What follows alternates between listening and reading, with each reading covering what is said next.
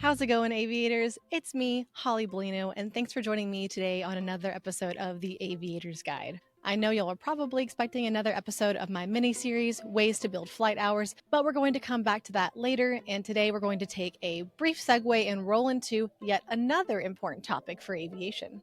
Back in episode 8, I covered all the details required for you to get your private pilot license. So it's time I did the same for you guys who have already started or who are about to start your instrument rating for the airplane. That's right, I know you guys have been wanting it, so here it is, how to get your instrument rating, which in my opinion is a straight up awesome rating and one that I think every pilot should have even if you don't want to fly for a living. But this episode isn't just for you pilots out there working towards your instrument rating.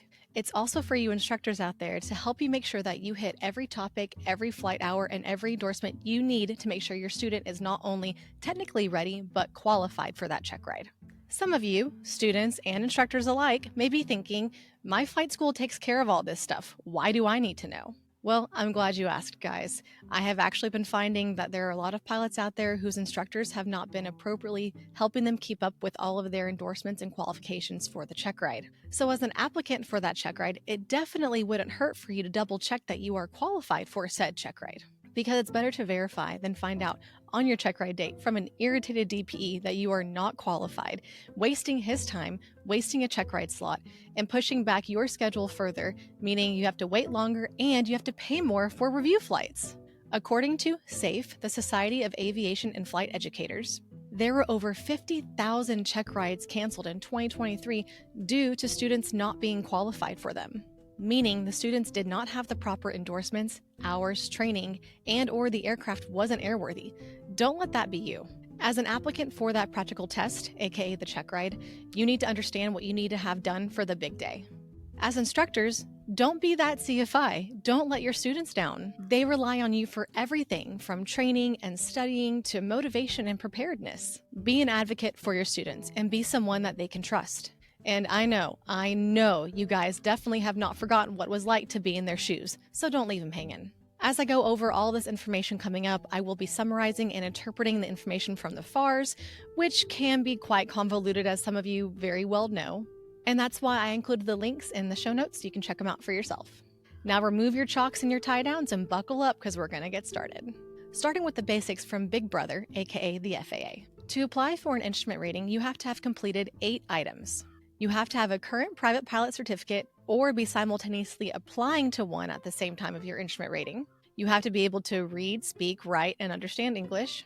You have to receive and log ground training or have completed an at-home study course such as GLIME, King Schools, or Sporties over the required aeronautical knowledge topics. And really quickly, those topics are the FARs, or Federal Aviation Regulations that are regarding IFR, or Instrument Flight Rule operations, the contents of the AIM, or Aeronautical Information Manual, applicable to IFR operations, ATC, or Air Traffic Control Procedures for Instrument Flight Operations, IFR Navigation and Approaches, IFR En route and Approach Charts, Aviation Weather Reports, Recognition of Critical Weather and Wind Shear Avoidance, Safe and Efficient Aircraft Operation under IFR, and as always, ADM and CRM, or Aeronautical Decision Making and Judgment, and Crew Resource Management, which I know we have talked about before. To apply for the instrument rating, you must also have an endorsement from an authorized instructor stating that you are prepared for the knowledge exam, aka the written test. You must pass the knowledge test. Unless you already have an instrument rating, then you don't have to take it again. You have to have received and logged the required flight training from an authorized instructor. And that required flight training encompasses pre-flight preparation and procedures, flight by references to instruments, navigation systems, instrument approach procedures, emergency operations, and of course you can't forget your post-flight procedures. It's all in the ACS, guys. The last 2 items you need to apply for an instrument rating are you have to have an endorsement from an authorized instructor that you are prepared for the practical test, aka check ride. And obviously you have to pass that test. That's the last thing. Did I say last thing? Oh wait, there's more. Just like when getting your private pilot certificate, the number of hours that you need will vary depending on if you're at a Part 141 school or a Part 61 school. Let's do a quick overview of the differences, shall we? And like always, I have the links for the details of these in the show notes so you can look them up via my favorite website as an instructor, ecfr.gov. But for those of you who don't really understand, Part 141 is a curriculum-based training that has to be approved by the FAA, where Part 61 is more of a contract-based type of training where any authorized instructor can complete it for you. Now, that doesn't mean that Part 61 is super unorganized and that you're not going to have a curriculum when you go to a Part 61 school. It just means they're not required to have one to follow by the FAA. A lot of Part 61 flight schools make a curriculum to make sure they cover all the topics required by the FAA. In regards to Part 141, for an initial instrument rating, you have to have completed 30 hours of ground school covering the required aeronautical knowledge topics that I mentioned earlier. If you are going for an additional instrument rating, you only need 20 hours of this instead of 30. But when it comes to Part 61 training, there is no number of hours that have to be completed to cover the ground knowledge. You only have to have the endorsement stating that you've covered all the appropriate topics. For required flight training pertaining to Part 141, you have to have 35 hours of flight training for an initial instrument rating, or only 15 hours of flight training if it's an additional instrument rating. And up to 50% of that time can be done in flight simulators, depending on the simulator, of course, because there are a lot of different simulators out there. If you're feeling masochistic and want to dive into more of the differences between simulators, I have a link in the show notes to an advisory circular, or AC, that will tell you all the differences and more that you could ever want to know about them. I also found a government website that states which simulator type each simulator manufacturer makes. And by type, I mean ATD, FTD, AATD, BATD, FFS, all that good stuff. It's a great website to use to make sure you're using the correct simulator for what you need to get done. Now for Part 61, the flight requirements are a little bit more than just 35 hours as they are in Part 141. One, you have to have 50 hours of cross-country PIC time, of which 10 hours of that must be done in an airplane for your airplane instrument rating.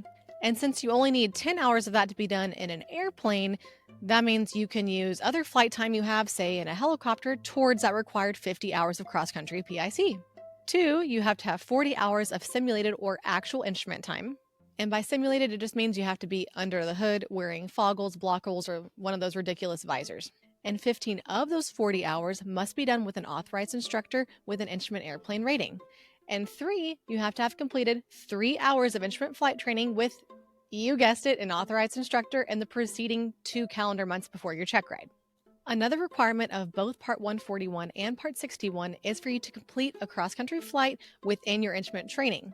But of course, the items included in said cross-country flight are slightly different between Part 61 and Part 141. Part 141 states that the flight must be performed under IFR, which I can only assume it has to be performed in simulated or actual conditions, whereas Part 61 explicitly states that you have to file an instrument flight plan and perform the flight under IFR. NCFIs, I'm sure this goes without saying, but just make sure your students know how to file and cancel an IFR flight plan. And remember, you cannot cancel it via ForeFlight. For the cross-country, both Part 141 and Part 61 require you to do an approach at each airport, that 3 different kinds of approaches must be done with use of navigation systems, and that the cross-country must be 250 nautical miles. The only other difference is that Part 141 requires that cross-country to have one leg that is a straight line distance of 100 nautical miles. Part 61 don't care. And there you have it, guys. Those are the requirements to get your instrument rating. Some people think that the instrument rating is one of the harder ratings to get because it is very precise, but that precision required can clear up a lot of the gray area that tends to exist in aviation. But once you finish, whew, it's nice. What a relief. You got your rating and you're done, right? No, you're never done in aviation. Now you not only have to stay proficient to be safe, but you have to stay current to be legal. That's why we have another fun mnemonic device to help us remember how to stay current for instrument. So in addition to needing your biennial flight review and your 3 takeoffs and 3 landings in the last 90 days, if at night, to a full stop, in order for you to carry passengers, you will also need 66 hits. 66 hits? Sounds painful, right? But it's really not too bad. You just have to complete 6 instrument approaches with holding, intercepting, and tracking using navigational aids in the last 6 months to stay current. And I have the FAR listed for this in the show notes if you want to dive deeper.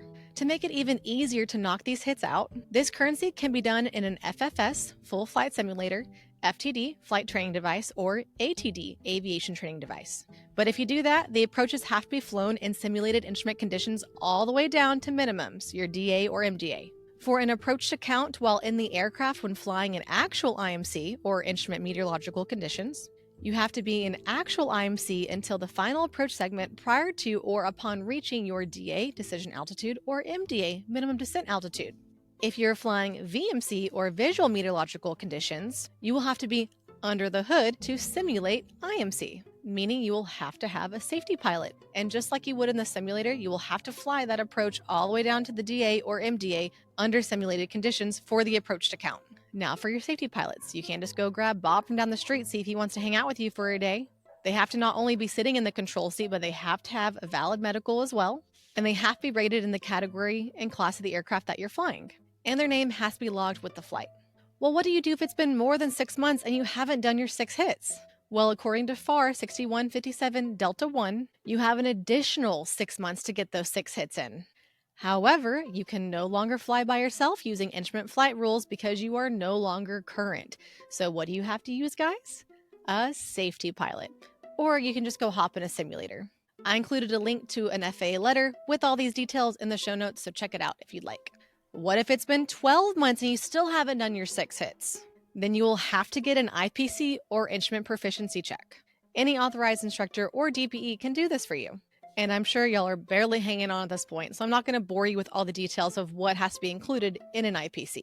But you can find what's included in the IPC by going to the Instrument ACS to Appendix 1 in the back, and it tells you right there. It specifically lays out which areas of operation in that ACS are required for the IPC. And that right there could be an instrument checkride question, so make sure you know where to find that. And while you have the ACS out, go ahead and review it. That free book is literally a play-by-play of what to expect on your checkride, so take advantage of it. Other things I recommend you do before your checkride are to, of course, know the questions you missed on your written exam, know how to use your TPP or Terminal Procedures publication, and study the Pilots Cafe IFR Quick Review Guide. If you haven't heard of that, just go to pilotscafe.com and you can get it for free. This document is a great study guide for you guys for your check ride. However, it is not an FAA resource, so you technically should not be using it on your check ride. The resources you'll want available for your check ride are ForFlight, the FAR AIM, which is free with your ForFlight subscription, and you can also use ecfr.gov that I mentioned earlier. The TPP, or Terminal Procedures Publication, also free with your ForFlight subscription. The Instrument Procedures Handbook, the Instrument Flying Handbook, your PHAC, obviously, or your Pilot's Handbook of Aeronautical Knowledge, and maybe the ACS. And those last 4 items can all be found for free on the FAA website or in your ForFlight. And there you have it. Bada bing, bada boom, there's your instrument rating. Y'all let me know if I missed anything, but I think I covered it all. And to help you further, I even created an instrument rating template to make sure you guys have everything covered that you need for your check ride. I was a Part 61 instructor, and I used this template to show the DPEs that I in fact covered all of the required ground and flight training, and they loved it. And the link for that template is in the show notes. But now it's up to you to put in the work, get your instrument rating, tap that like button, share this episode. Hey, share the whole podcast on YouTube while you're at it. But only if you really enjoyed it and found it helpful. I aim to please. And as always, don't forget to follow my podcast and subscribe to my YouTube. You're already here, so why not help a lady out? Keep calm and study on, and I'll see you later, aviators.